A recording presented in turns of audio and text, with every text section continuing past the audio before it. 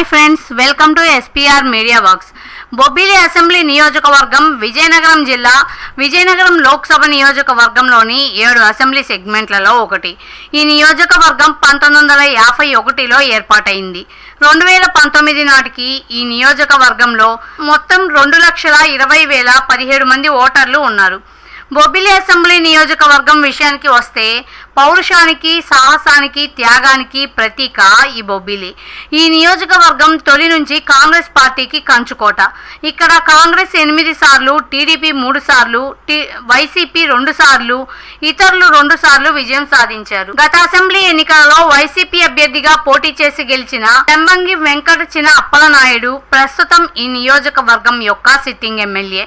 ఈ క్రమంలో గత ఎన్నికల ఫలితాలని ఒకసారి విశ్లేషిద్దాం. 2009 ఎన్నికలలో కాంగ్రెస్ అభ్యర్థి రావు వెంకట సుజయ్ కృష్ణ రంగారావు, టీడీపీ అభ్యర్థి తెంటు లక్ష్మణాయుడు, టీఆర్పీ అభ్యర్థి వెంకటరమణ మేరుపల్లి మరియు ఇండిపెండెంట్ అభ్యర్థి కొల్లి ఎరుకునాయుళ్లపై పోటీ చేసి 24,172 ఓట్ల మెజార్టీతో గెలుపొందారు. 2014 ఎన్నికలలో వైసీపీ అభ్యర్థి రావు వెంకట సుజయ్ కృష్ణ రంగారావు, టీడీపీ అభ్యర్థి తెంటు లక్ష్మణాయుడుపై పోటీ చేసి 6,958 ఓట్ల మెజార్టీతో గెలుపొందారు.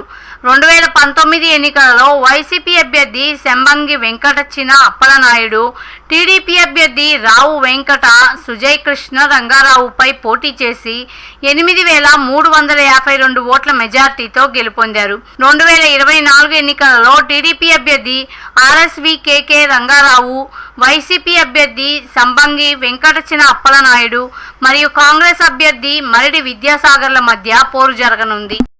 ప్రజాస్వామ్యం వర్ధిల్లాలన్నా, మన జీవితాలు తలరాతలు మారాలన్నా అది కేవలం ఒక్క ఓటుతోనే సాధ్యం. మనం వేసే ఓటు మన భవిష్యత్తును, రాబోయే తరాల మనుగడను నిర్ణయిస్తుంది. అంతేకాదు, మన ఓటుతోనే నవ సమాజం నిర్మితమవుతుంది, ఇంకా దేశ దిశ దశను మారుస్తుంది. ఓటు అనే 2 అక్షరాల పదం దేశ చరిత్రనే మార్చేస్తుంది. కేంద్ర ప్రభుత్వం జనవరి 25ను జాతీయ ఓటర్ల దినోత్సవంగా ప్రకటించింది. కుల, మత, ప్రాంత, లింగ, జాతి, భాష అనే భేదం లేకుండా దేశంలో నివసించే 18 సంవత్సరాలు నిండిన పౌరులు అందరికీ భారత రాజ్యాంగం ఆర్టికల్ 326 ద్వారా ఓటు హక్కును కల్పిస్తుంది. ప్రజాస్వామ్యాన్ని గౌరవించాల్సిన బాధ్యత ప్రతి పౌరుడిపై ఉంది. ప్రజాస్వామ్యానికి ఓటే పునాది. దేశ, రాష్ట్ర భవిష్యత్తును నిర్ణయించేది ఈ ఓటే. అలాంటి ఈ ఓటును డబ్బుకు, మద్యానికి అమ్ముకోకుండా భారత ప్రజాస్వామ్య పరిరక్షణ కోసం ప్రతి ఒక్కరూ